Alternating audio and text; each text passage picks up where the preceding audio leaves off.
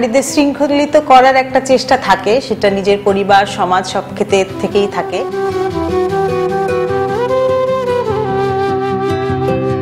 চাইতে মেয়েদের পরিবারের দিকে ইনভলভমেন্টটা বেশি থাকে, সময় দিতে হয়, বাচ্চাদের দেখতে হয়, টেক কেয়ার করতে হয়। এটা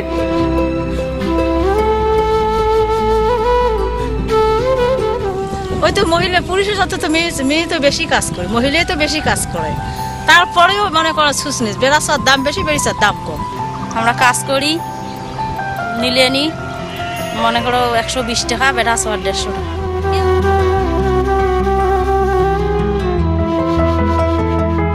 আমার ছবিগুলো কোথা থেকে নিয়েছে আমি জানি না, এবং তার যে অ্যাডমিন, যে অ্যাকাউন্টটা যে পরিচালনা করছে, সে এখানে বিভিন্ন স্ট্যাটাস আপডেট করছে।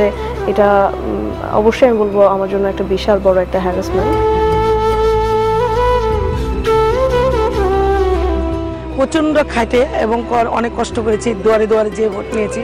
আমরা ভেবেছিলাম হয়তো আমাদের অনেক অধিকার, কিন্তু যখন আমরা সিটি কর্পোরেশনের শপথ নেওয়ার পর যেয়ে দেখলাম যে ওয়ার্ড কাউন্সিলররা যা করে বা যা পাই, আমরা শুধু সংরক্ষিত হিসাবে শুধুমাত্র আমরা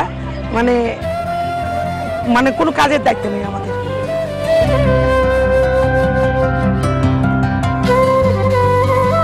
এবং সেটাকে মানে অতিক্রম করে যাওয়ার প্রবণতা বোধহয় বাংলাদেশের নারীদের মধ্যে প্রচন্ড।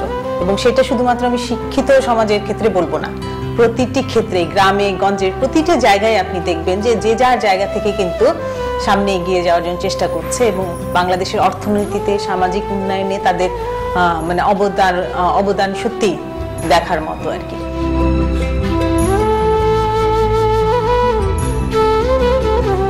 আমাদের আসলে কি উচিত যে আমাদের 3টে ওয়ার্ডে আমাদের ছেলেদের মতোই আমাদের রাখা উচিত, সমান ভাগে ভাগ করা, হ্যাঁ, ক্ষমতাটা। তাহলে হয়তো আমরা সেটা পুরাটা কমপ্লিট, মানে পুরাটা আমরা সেবাটা দিতে পারবো।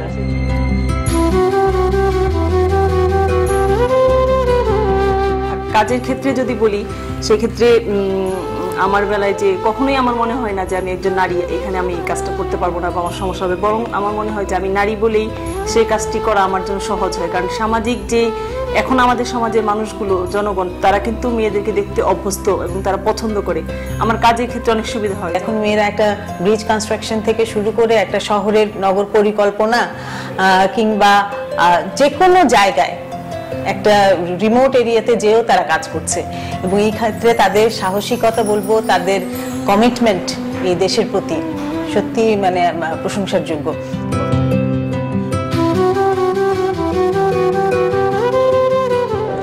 আমাদের বর্তমান সরকারের আরেকটু গুরুত্বপূর্ণ ইস্যু নিয়ে আমরা কাজ করেছিলাম, সেটি হচ্ছে UISC, union information and service centre. আমরা এনপিএফ নিয়ে কাজ করেছি, নেস নিয়ে কাজ করেছি।